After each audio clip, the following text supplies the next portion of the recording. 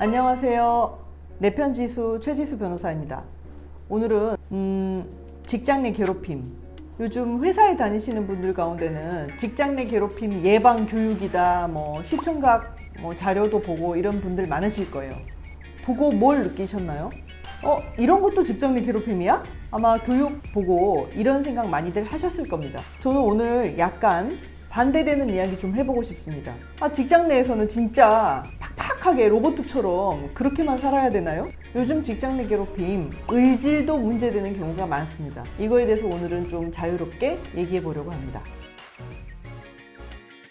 자, 직장 내 괴롭힘 요건을 간단히 살펴보자면 사용자 또는 근로자가 근로자한테, 그러니까 같은 근로자끼리도 해당을 한다는 거예요. 그리고 직장, 반드시 사업장 내일 필요는 없지만, 장소가 사업장 내일 필요는 없지만 업무하고 관련된 범위 내에서 직장이라고 볼 수 있는, 예를 들면 회식 장소 이렇거나 출퇴근 이런 것도 포함해서 이런 장소에서 직장에서의 지위 또는 관계 우위를 이용해서 어느 한쪽이 어느 한쪽보다 어떤 관계 이유로든지 어쨌든 우위에 있다, 위에 점하고 있다, 이런 사람이 업무상 적정 범위를 넘어서 어떤 행위를 하고, 이게 적정 범위를 넘어서 이제 피해 근로자한테는 신체적 정신적 고통을 주거나 근무 환경을 악화시켰다, 이런 거거든요. 사실 이런 말 너무 어렵죠. 자료 화면으로 좀 몇 개 띄워주실 수 없나요? 우리 미생에서 많이 보지 않았나요? 간단하게는 어때요? 못된 상사, 이렇게 험한 말 하고, 이거밖에 못해?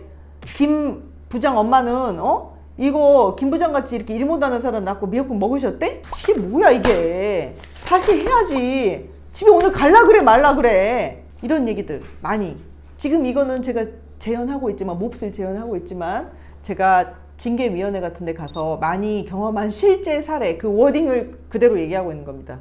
이런 것만 상상하셨나요? 근데 이런 경우가 대부분이긴 하지만 꼭 말단 직원이 시달리고, 또 성희롱, 누구 미스 김 오늘 회식 자리에서 유독 예쁘게 보이네, 난 좀 여자로 느껴지기 시작한 것 같아, 이러면서 몹쓸 손을 이렇게, 이런 것만 상상하시나요?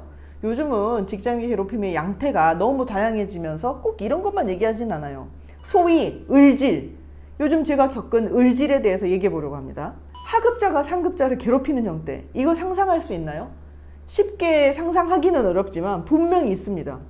그리고 승진을 위해서 모함하는 경우, 제가 팀장이 되는데 걸림돌이 될 것 같아, 여기서 지금 쟤를 제거해야지 내가 팀장이 될 수 있어, 얘를 지금 신고를 하는 게 맞을 것 같아. 실제로 이런 판단하에 움직이는 사람들이 있어서 문제거든요. 그리고 제3자가 고발의 형태로도 할 수 있어요. 직접 피해자가 아니라 제3자가 보기에 쟤네들 둘이가 소위 말해 둘이 엄청 친하거나 가까운 관계여서 진짜로 문제없이 아랫사람은 윗사람한테 이렇게 해주고 윗사람은 또 특이하게 또 잘해주고, 이런 경우도 있을 수 있는데, 그런 모든 관계를 무시한 채 제3자가 그냥 봤을 때 쟤네들 너무한 것 같네, 이래서 그냥 신고하는 경우, 이런 경우도 있고, 비밀로 이제 제3자가 내가 저런 걸 봤는데 이러면서 신고하는 경우, 그런 경우도 있고요. 정말 치사하게는 나 내년에 저기 지방으로 내려갈 차례인 것 같아, 이거 지금 직장 내 괴롭힘으로 신고해가지고 이번 인사만 일단 넘겨야겠어, 이런 사람도 있습니다. 소위 말해 여러 가지 을질이 있는 거죠. 이런 경우들이 요즘에 크게 문제된 사례가 하나 있었는데, 우리가 이제 이거 관련해서 직장 내 괴롭힘에 대해서 사람들이 얼마나 알고 있는지 살펴보면서 사례를 살펴보려고 합니다. 최근에 하급자가 상급자를 괴롭힌 경우, 이게 인정이 돼가지고 중노위에서 인정이 돼서 실제 직장 내 괴롭힘으로 판정이 된 경우가 있습니다. 어떤 사례였냐면, 그룹원들이, 노조원들은 아니었어요. 이 경우는 그룹원들이 그룹장을 상대로 사임 요구 피켓팅에 이제 써가지고 넌 그만두라고 사임 요구하고 현수막을 거치해두고 자꾸 이제 항의를 하는 거죠, 상급자에 대해서. 그리고 홍보물 배포, 어떤 사람이 상급자가 뭘 잘못했다 이런 식의 쓴 홍보물이겠죠. 연판장 작성, 우리는 이 사람들을 따를 수 없다 이거죠. 이런 행동을 벌려서 업무상 적정 범위를 넘었다, 이런 행동을 한 게, 그래서 이런 행동이 상급자에 대한 연판장 넌 그만둬라 이런 형태의 것을 받은 상급자에게 직장 내 괴롭힘이 된다라고 인정된 사안이 있었습니다. 그러니까 일률적으로 무조건 하급자라고 해서 직장 내 괴롭힘의 가해자가 될 수 없다, 이런 건 아니라는 거죠. 하급자라고 하더라도 여러 명이 지금 모여가지고, 이거 19명인가만 모였던 걸로 알아요. 또 다른 사례, 이거는 이제 예시예요. 신규 프로젝트를 앞두고 10번씩 고치라며 보완 지시를 해요. 진짜 사람 돌아버리겠네. 이거 아까 한 거랑 지금 고쳐온 거랑 똑같은데 막 고쳐갔어요. 그랬더니 뭐라 그래요? 야, 아까 한 게 낫다, 야.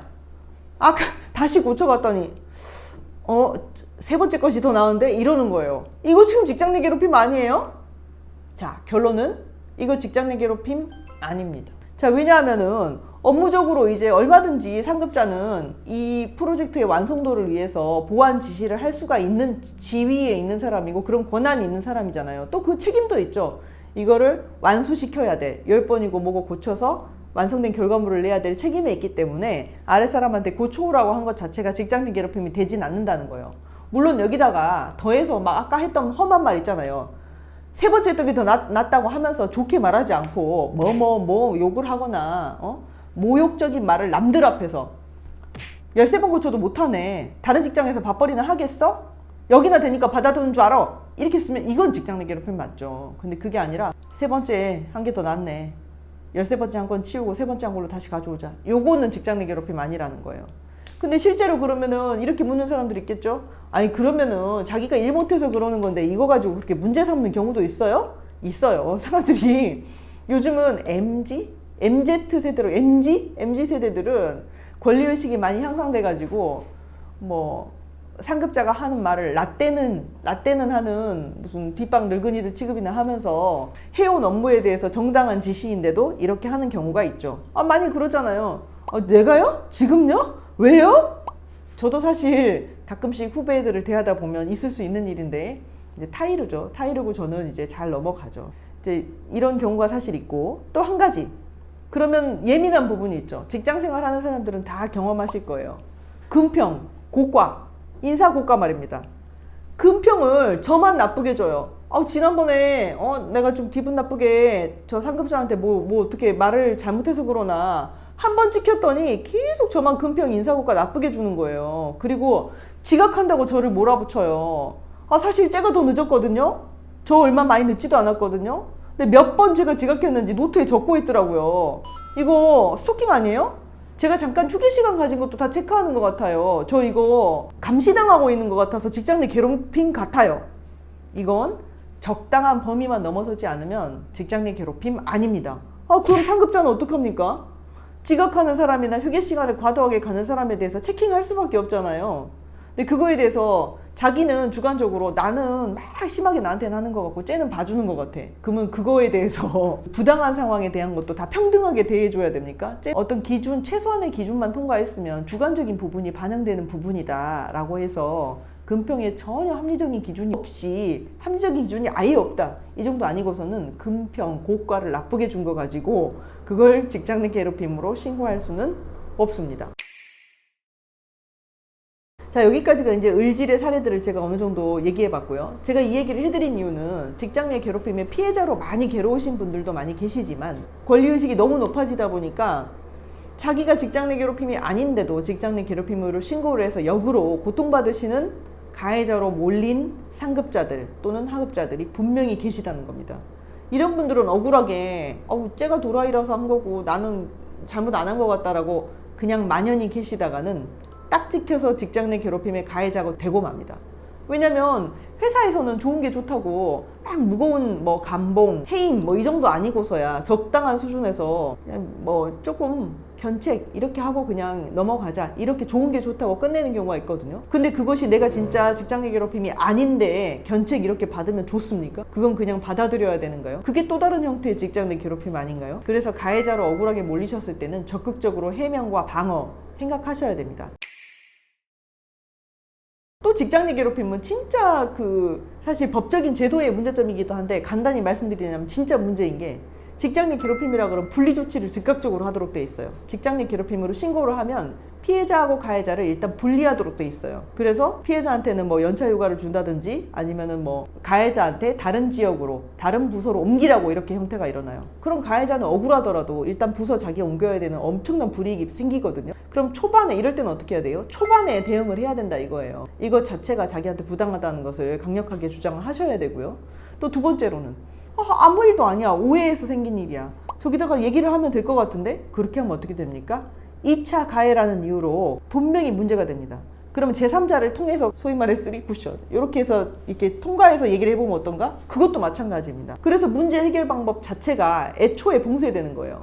그래서 변호사를 선임하지 않고 내가 가해자인데 가해자로 몰렸는데 지금 억울한데 변호사를 선임하지 않고 어떻게 그냥 피해자한테 접촉할 방법? 사실상 없습니다. 피해자하고 합의를 하려고 변호사를 통해서 뭐 적극적으로 시도를 한다든지 아니면 적극적으로 다툰다든지 뭔가 변호사를 통하는 게 유리한 부분이 여기서 생겨나요. 2차 가해라는 이유로 접근이 불가하고 분리 조치가 바로 돼버린다는 거. 그 다음에 또 한 가지는 뭐예요? 기준이 정말 주관적이라는 거예요. 직장 내 괴롭힘이냐 아니냐의 판단 자체가 각 위원회, 그러니까 회사 내에서 판단이 1차적으로 되는 경우가 많거든요. 아니면 회사에서 사실조사를 하라고 선임한 노무법인이나 법무법인 이런 데서 판단이 이루어져요. 사실 저도 이제 그런 판단도 많이 하기도 하고 징계위원회 나가서 판단을 많이 하기도 하는데 그 기준을 보면 아직까지 우리나라의 뭐 양형기준표처럼 이런 때는 이렇게 판단한다 저런 때는 저렇게 판단한다라 누적적으로 사례가 많이 축적된 건 아니거든요. 그래서 일관성이 없어요. 반대로 얘기하면 변호사가 꼭 필요한 지점이 될 수 있어요.